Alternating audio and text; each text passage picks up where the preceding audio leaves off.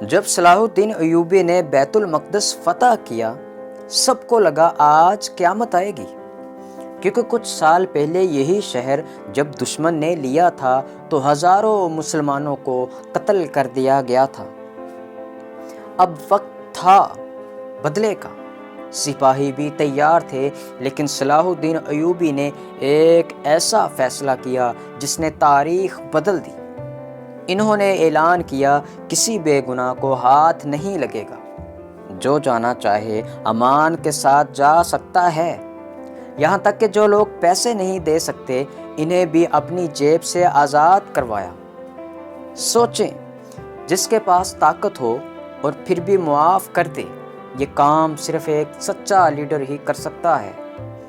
صلاح الدین ایوبی ہمیں سکھاتے ہیں، اصل فتح دشمن کو ہرانا نہیں بلکہ اپنے غصے پر قابو پانا ہے۔